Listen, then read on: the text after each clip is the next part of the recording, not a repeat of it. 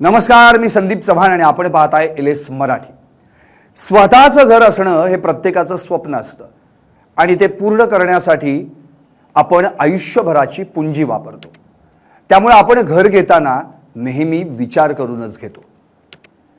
तुम्ही घर घेताना ऐकलंच असणार की गृहप्रकल्प हा रेरा रजिस्ट्रेशन अंतर्गत येतो। पण हा रेरा म्हणजे नेमकं काय पाहूयात। काही काळापूर्वी देशातील स्थावर मालमत्ता क्षेत्र अनियंत्रित होतं।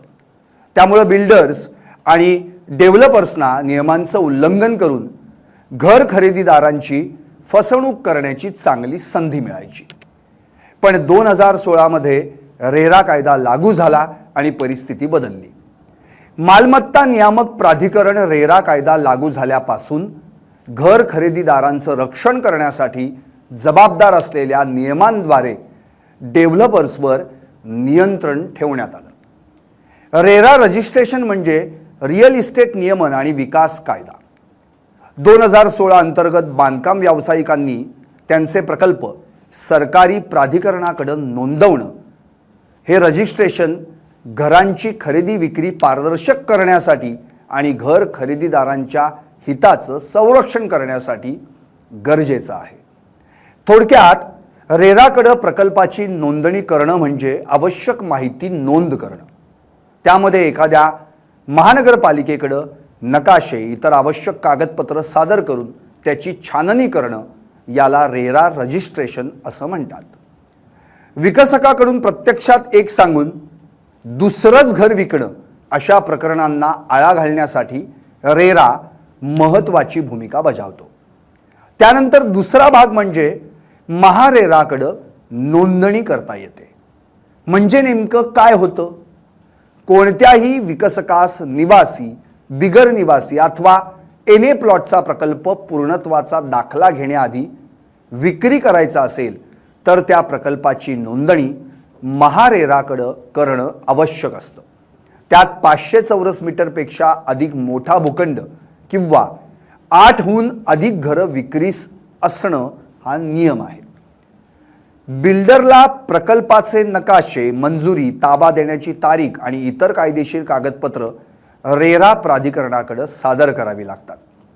बिल्डरना प्रकल्पातून गोळा केलेल्या पैशांपैकी 70% रक्कम एका स्वतंत्र एस्क्रो खात्यात जमा करावी लागते, ज्याचा वापर फक्त त्या प्रकल्पाच्या बांधकामासाठीच केला जाऊ शकतो।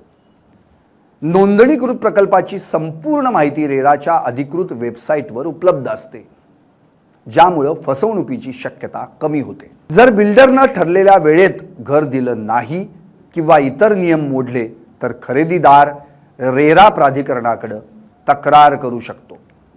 रेरा हा देशभरातील कायद्याचा सांगाडा आहे, जो स्थावर मालमत्ता क्षेत्रातील सर्व भागधारकांचं संरक्षण करतो।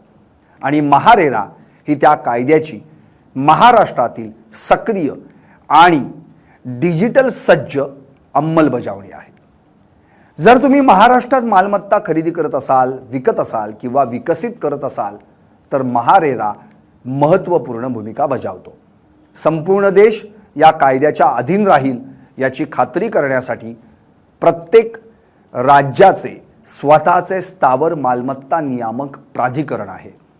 ही विशिष्ट राज्य संस्था राज्यातील स्थावर मालमत्ता उद्योगाचे नियमन करण्यासाठी जबाबदार असते। आता रेरा नोंदणी का महत्त्वाची, तिचा मुख्य उद्देश काय पाहूयात GFXच्या माध्यमातून। रेरा नोंदणी का महत्त्वाची?